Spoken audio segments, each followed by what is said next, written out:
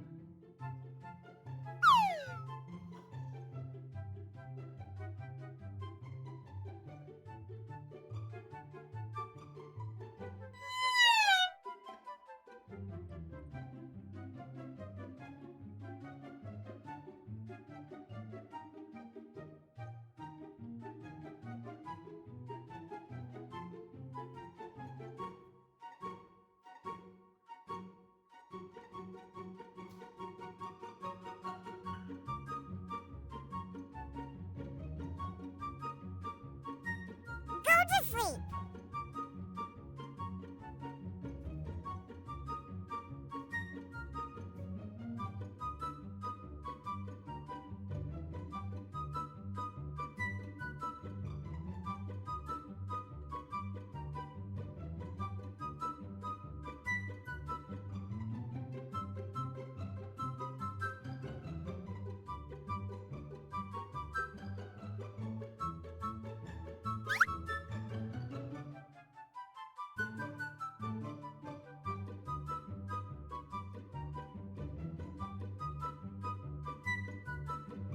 Go, go, go!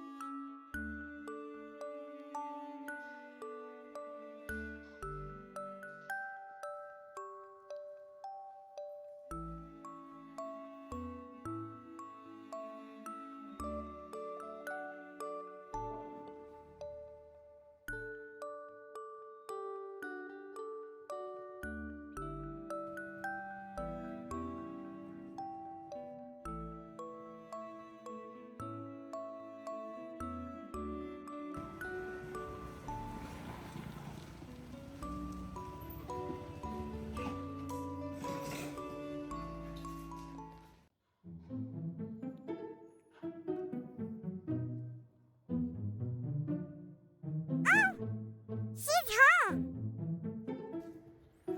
Hi!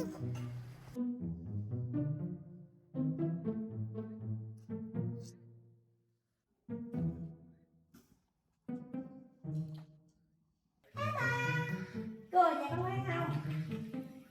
Cô có mua trái cây cho con ăn này. Mở cửa trước ra. Cửa vào trên đây nha.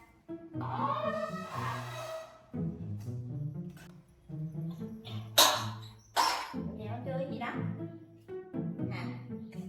Đi xuống nè. Đi xuống vô nha, vô nhà chơi.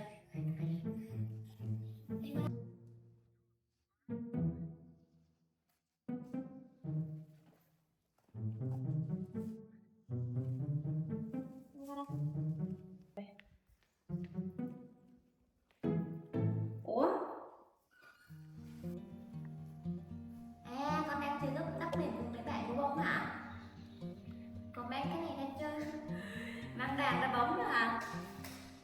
Chơi vui vẻ quá ha.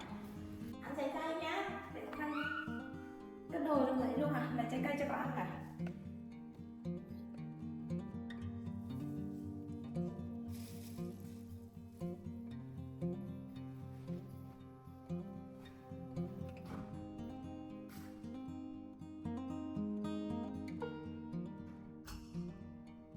Yêu con ăn trái cây chưa? Con lấy trái cây cho con ăn nhé.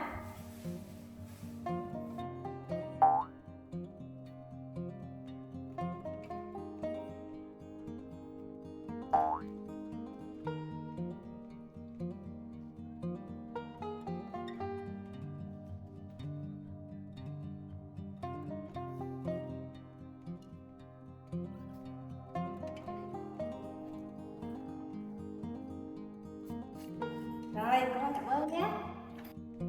Rồi, đi xuống kia chờ con ăn nhé.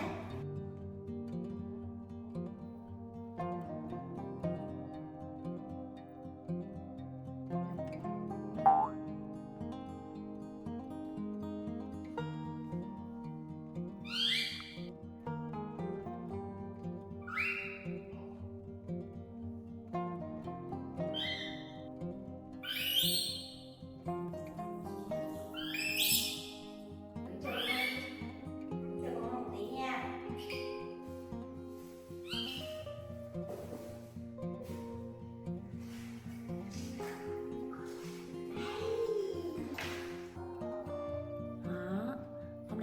ngoan không? Hả? Ở nhà chơi có vui không? Rồi ăn ơi, hôm nay kêu ở nhà một mình ngoan nữa ha. Con đang đi ra ngoài mà không có gì gì vậy. Không có quậy luôn à? Ông cô ra ngoài nghịch đất. Đúng rồi, anh giỏi. Đây, đây. Mà đó. À. Ăn từ từ thôi. Thế nào? Giỏi. Ăn từ từ không mẹ?